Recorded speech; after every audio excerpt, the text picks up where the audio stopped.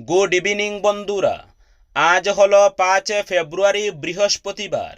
আজকের বরাক উপত্যকা তথা আসামের শ্রীভূমি, শিলচর, হাইলাকান্দি এবং ভারতের বিভিন্ন প্রান্তের আজকের সন্ধ্যার বিশেষ বিশেষ খবরগুলি হল: বিধানসভা নির্বাচনের পর অসমেও ভোটার তালিকার নিবিড় সংশোধন প্রক্রিয়া এসআইআর শুরু হবে।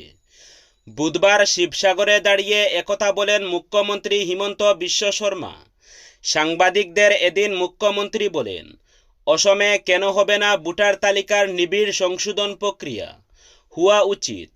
অনেক দিন ধরেই ভোটার তালিকার নিবিড় সংশোধন প্রক্রিয়া চলবে অসমে। ভালো মতোই হবে সেই প্রক্রিয়া। নির্বাচন কমিশনকে বলেছিলাম এখনই ভোটার তালিকার নিবিড় সংশোধন প্রক্রিয়া অসমে শুরু করতে, কিন্তু এনআরসির জন্য তা সম্ভব হয়ে ওঠেনি। তাই ভোটার তালিকার বিশেষ সংশোধন প্রক্রিয়া চলছে রাজ্যে। নির্বাচন কমিশন যখনই ভোটার তালিকার নিবিড় সংশোধন প্রক্রিয়া শুরু করবে, তখনই স্বাগত জানাবো। হাইলাকান্দির দামছড়া এলাকায় উচ্ছেদ অভিযান নিয়ে সোশ্যাল মিডিয়ায় ভুয়ো ভিডিও পোস্ট করার অভিযোগে এক যুবককে গ্রেফতার করেছে পুলিশ। ধৃত যুবক রামনাথপুর থানার জামিরা সপ্তম খণ্ডের বাসিন্দা জহিরুদ্দিন বড়বুইয়ার পুত্র। আব্দুল খালিক বড়বুইয়া, বয়স 34। জানা গেছে, ধৃত যুবক সম্প্রতি দামছড়া এলাকায় চলা উচ্ছেদ অভিযান নিয়ে সামাজিক যোগাযোগ মাধ্যমে বিভ্রান্তিকর এবং ভিত্তিহীন ভিডিও প্রচার করে। অভিযোগ উঠেছে, এই ভিডিওগুলোর মাধ্যমে ওই যুবক সমাজে শান্তি বিঘ্নিত করার পাশাপাশি দুই সম্প্রদায়ের মধ্যে শত্রুতা ও ঘৃণা ছড়ানোর চেষ্টা চালাচ্ছিল। বিষয়টি জেলা পুলিশের নজরে আসার পর দ্রুত পদক্ষেপ গ্রহণ করা হয়। এ ঘটনায় রামনাথপুর থানায় মামলা রুজু করা হয়েছে। ভোটার তালিকায় বিশেষ নিবিড় সংশোধন প্রক্রিয়ায় সামান্য বানান ভুল বা তথ্যগত ত্রুটির কারণে কোনো ভোটারের নাম বাদ দেওয়া যাবে না। নির্বাচন কমিশনকে বুধবার এই নির্দেশ দিল সুপ্রিম কোর্ট। পশ্চিমবঙ্গে এসআইআর ঘিরে ওঠা অভিযোগ ও আশঙ্কা তুলে ধরে মুখ্যমন্ত্রী মমতা বন্দ্যোপাধ্যায় এদিন শীর্ষ আদালতে সওয়াল করেন।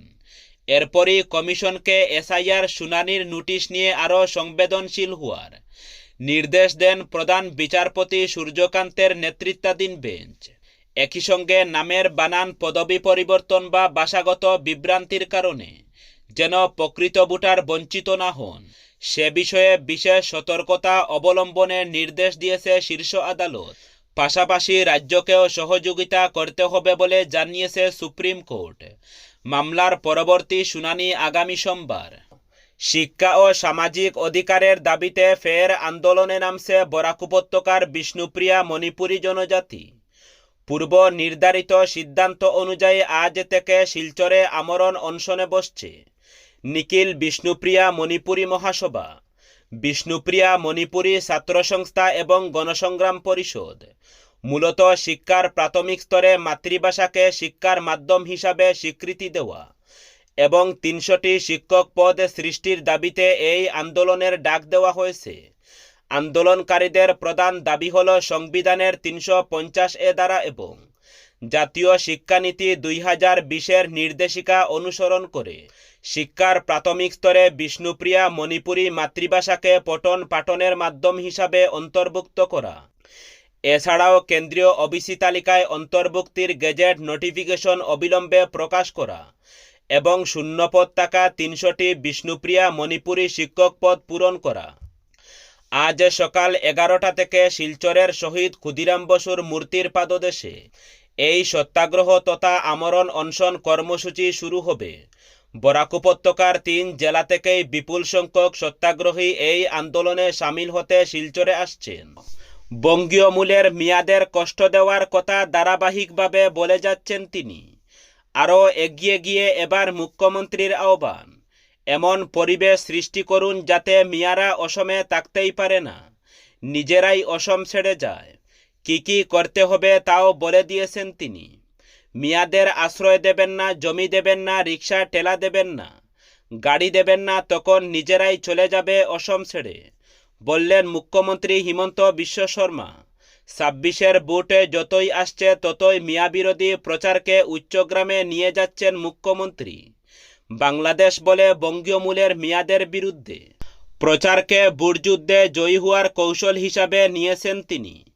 তাই বিরোধীদের প্রবল সমালোচনা, পুলিশের এজাহার, রাষ্ট্রপতির কাছে অভিযোগ জানানো সত্ত্বেও মিয়া বিদ্বেষ ছড়ানোর পথ থেকে সরছেন না। বুধবারও স্বভাবসিদ্ধি ভঙ্গিতে মুখ্যমন্ত্রী টার্গেট করেছেন মিয়া জনগোষ্ঠীকে। তারা যাতে অসম ছেড়ে চলে যান, এমন এক পরিবেশ রচনার আহ্বান জানিয়েছেন মুখ্যমন্ত্রী। এদিন সাংবাদিকদের বলেন, অসমিয়ারা যদি ত্যাগ না করেন তাহলে বাংলাদেশি মিয়াদের কি করে তাড়াব? প্রতিদিন 20 থেকে 30 জনকে বিতরণ করা হচ্ছে, কিন্তু লাইন দিয়ে ট্রেনে বসিয়ে তো আর বাংলাদেশে পাঠানো সম্ভব নয়। ফলে অত্যাচার করতে হবে তখন নিজেরাই চলে যাবে। আমরা পাঠানোর চেয়ে নিজেরাই যাতে চলে যায় সেই ব্যবস্থা করতে হবে। অনলাইন গেমে আসক্তি, 10 তলা থেকে ঝাঁপ দিয়ে আত্মঘাতী 3 বোন। গাজিয়াবাদে এক বহুতলের 10 তলা থেকে ঝাঁপ দিয়ে মৃত্যু হল 3 কিশোরীর। মঙ্গলবার গভীর রাতে ঘটে যাওয়া এই ঘটনায় এলাকায় নেমে এসেছে শোকের ছায়া। মৃত 3 বোনের বয়স যথাক্রমে 12, 14 ও 16 বছর। ঘটনাস্থল থেকে উদ্ধার হয়েছে একটি সাদা কাগজে 8 পাতার সুইসাইড নোট। তাতে লেখা রয়েছে, মাম্মি পাপা সরি। সুইসাইড নোটের শিরোনাম ছিল জীবনের সত্য কাহিনী, যার শেষে একটি মন খারাপের ইমোজি আঁকা ছিল। হিন্দি ও ইংরেজি মিশ্রণে লেখা এই নোটে উল্লেখ করা হয়েছে, এই ডায়েরিতে যা লেখা আছে সবটাই সত্যি। আমরা সত্যি দুঃখিত বাবা। নোটে আরও উঠে এসেছে তাদের কোরিয়ান টাস্ক বেস গেমের প্রতি আসক্তি, যেখানে লেখা ছিল, আমরা কোরিয়ান ছাড়তে পারবো না, কোরিয়ানই আমাদের জীবন, আমরা আমাদের জীবন শেষ করে দিচ্ছি। প্রতিবেশীরা জানিয়েছেন, রাতে প্রায় 2:30 নাগাদ প্রবল শব্দ শুনে তারা পুলিশে খবর দেন। পুলিশ এসে 3 জনকে হাসপাতালে নিয়ে যায়, তবে চিকিৎসকরা তাদের মৃত বলে ঘোষণা করেন। দেহগুলি ময়নাতদন্তের জন্য পাঠানো হয়েছে।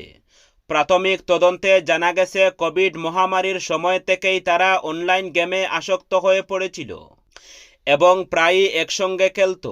নিহতদের মোবাইল ফোন ফরেনসিক পরীক্ষার জন্য পাঠানো হয়েছে।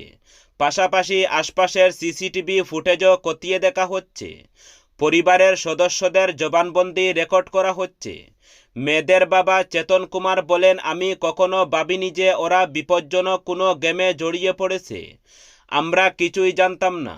বহুতলের সিসিটিভি ফুটেজ সংগ্রহ করে তদন্ত চলছে। প্রাথমিকভাবে এটি আত্মহত্যা বলে মনে করা হচ্ছে, তবে কোনো প্ররোচনা ছিল কিনা তা যাচাই করা হচ্ছে। অসমের মুখ্যমন্ত্রীর বিশেষ প্রকল্পের আওতায় রাজ্যের সব সরকারি মাধ্যমিক বিদ্যালয়ের 2025-26 শিক্ষাবর্ষে 9ম শ্রেণীতে অধ্যয়নরত ছাত্রছাত্রীদের বিনামূল্যে সাইকেল বিতরণ করা হচ্ছে। সমগ্র রাজ্যের সঙ্গে তাল মিলিয়ে শ্রীভূমি জেলার পাতারকান্দি শিক্ষাখণ্ডের অন্তর্গত লুয়ারপুয়া ব্লকের জেরজেরি ক্লাস্টারের হুসাইনিয়া মাধ্যমিক বিদ্যালয়ের বুধবার আনুষ্ঠানিকভাবে 185টি সাইকেল বণ্টন করা হয়। অনুষ্ঠানে উপস্থিত ছিলেন হুসাইনিয়া মাধ্যমিক বিদ্যালয়ের পরিচালনা সমিতির সভাপতি স্বপনকান্তি পাল, প্রধান শিক্ষক জামাল উদ্দিন সহ বিদ্যালয়ের শিক্ষকরা, শিক্ষার্থী এবং অভিভাবক সহ স্থানীয় জনপ্রতিনিধিরা। রাজ্যের উচ্চ ও উচ্চতর মাধ্যমিক বিদ্যালয়গুলোতে নিযুক্তিপ্রাপ্ত চুক্তিভিত্তিক শিক্ষকদের বর্তমানে নিয়মিত চাকরিতে যোগদান থেকে সিনিয়রিটি কাউন্ট করা হবে। অসম মাধ্যমিক শিক্ষক ও কর্মচারী সংস্থার শতবার্ষিকী অনুষ্ঠানে বুধবার শিক্ষামন্ত্রী ডক্টর রনজ পেগুর এই ঘোষণাকে স্বাগত জানিয়েছেন সারা অসম মাধ্যমিক নিয়মিত স্নাতক শিক্ষক সংস্থার সভাপতি, শ্রীভূমি শহরের বাসিন্দা অরূপ রায়। তিনি বলেন, নির্দিষ্ট যোগ্যতার ভিত্তিতে এইসব শিক্ষক শিক্ষিকারা এখন হেডমাস্টার বা প্রিন্সিপাল হতে পারবেন আগের 15 বছর চাকরির অভিজ্ঞতাকে কাউন্ট করে। এই ঘোষণায় স্বভাবতই উৎফুল্ল ওইসব শিক্ষক শিক্ষিকারা। এতে শিক্ষাদানে আরও অনুপ্রেরণা যোগাবে বলে জানিয়েছেন সংস্থার রাজ্যিক সভাপতি অরূপ রায়। শিলচর শহরকে সুন্দর ও পরিচ্ছন্ন রাখতে পুর নিগমের দায়িত্বপ্রাপ্ত IAS অফিসার সৃষ্টি সিং নিয়মিত নানা উদ্যোগ নিচ্ছেন। প্রতিদিন ঝাড়ু দেওয়া, জল ছিটানো সহ বিভিন্ন কার্যক্রম শহরবাসীর নজর কেড়েছে।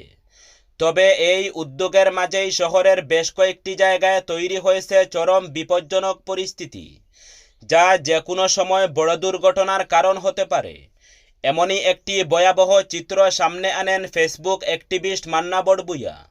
তিনি শিলচর পুর নিগমের দৃষ্টি আকর্ষণ করে একটি ছবি পোস্ট করে লেখেন, জনসাধারণের নিরাপত্তার স্বার্থে অনুগ্রহ করে অবিলম্বে এই খোলা ও ঝুঁকিপূর্ণ কাঠামোটি ডেকে সুরক্ষিত করা হোক।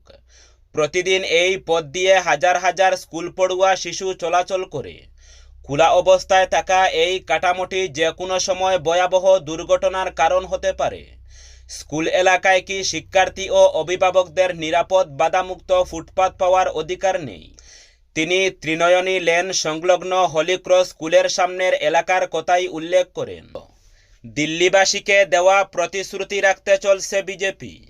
এবার থেকে প্রতি বছর হোলি ও দীপাবলিতে বিনামূল্যে একটি করে রান্নার গ্যাসের সিলিন্ডার পাবেন তারা। কিভাবে পাবেন এবং কারা পাবেন তা মঙ্গলবার বিস্তারিত জানিয়ে দিয়েছে পদ্ম শিবির। দিল্লিতে গত বিধানসভা ভোটের আগে বিজেপি প্রতিশ্রুতি দিয়েছিল তারা ক্ষমতায় এলে হোলি ও দীপাবলিতে বিনামূল্যে একটি করে সিলিন্ডার দেওয়া হবে। এবার সেই পথেই হাঁটছে তারা। মঙ্গলবার দিল্লির মুখ্যমন্ত্রী রেখা গুপ্ত তার মন্ত্রিসভার বৈঠক ডাকেন। সেখানে এই প্রস্তাবটি তোলা হবে বলে জানা গিয়েছে। প্রস্তাবটি আনুষ্ঠানিকভাবে অনুমোদিত হওয়ার পরেই দিল্লিবাসীর জন্য এই ঘোষণা করেন বিজেপি নেতৃত্ব। কারা কারা এই সিলিন্ডার পাবেন তাও জানিয়ে দেওয়া হয়েছে। এই প্রকল্পটি মূলত অর্থনৈতিকভাবে পিছিয়ে পড়া পরিবার এবং নিম্ন আয়ের নারীদের সহায়তার জন্য। বৃত্তিটিতে বলা আছে দিল্লির বৈধ রেশন কার্ডধারী সকল পরিবার এবং অর্থনৈতিকভাবে পিছিয়ে পড়া পরিবারগুলি এই সুবিধা পাবে। অসমের শদিয়া জেলা জেল থেকে বুধবার সকালে পালিয়ে যাওয়া 4 জন বিচারাধীন বন্দীর মধ্যে 3 জনকে কয়েক ঘন্টার মধ্যেই ফের গ্রেফতার করেছে পুলিশ। এখনও একজন বন্দী পলাতক রয়েছেন বলে জানিয়েছে পুলিশ। শদিয়ার senior superintendent of police ASP Jagadish Das জানান, নবীন বুড়াগুহাই, অমলজ্যোতি চেতিয়া, শশাধর দেউরি ও হুন্তু সোনোয়াল এই 4 জন বন্দী চুরির মামলায় গ্রেফতার হয়ে জেলে ছিলেন। বুধবার সকালে তারা জেলের প্রাচীর টপকে পালিয়ে যান। পুলিশের তরফে জানানো হয়েছে ঘটনার পরই তল্লাশি অভিযান শুরু করা হয়। সন্ধ্যার মধ্যে 3 জনকে গ্রেফতার করা সম্ভব হয়। তবে শশাধর দেউরি এখনও পলাতক রয়েছেন। আমরা সঙ্গে সঙ্গে তল্লাশি অভিযান শুরু করি। 3 জনকে আটক করা হয়েছে। 4র্থ জনকেও শীঘ্রই গ্রেফতার করা হবে বলে আমরা আশাবাদী। বুধবার সন্ধ্যায় হিন্দুস্তান টাইমকে বলেন এএসপি দাস। জেল কর্তৃপক্ষ জানিয়েছে কিভাবে বন্দীরা পালাতে সক্ষম হলো তা প্রাথমিক তদন্ত শেষ হওয়ার পরই স্পষ্ট করা হবে। হাইলাকান্দি জেলায় সেলফ হেল্প গ্রুপযুক্ত 43 জন মহিলা 2 মাস ধরে চরম হয়রানি ও অনিশ্চয়তার মধ্যে রয়েছেন। গত 6 ডিসেম্বর মুখ্যমন্ত্রী ডক্টর হিমন্ত বিশ্ব শর্মার হাত থেকে উদ্যমিতার চেক পেলেও আজ পর্যন্ত সেই অর্থ হাতে পাননি তারা। জানা গেছে 8 ডিসেম্বর কুয়ারপাড় চিবিটা বিচিয়া এলাকায় পাঞ্জাব ন্যাশনাল ব্যাংকে চেকগুলি জমা দেওয়া হয়।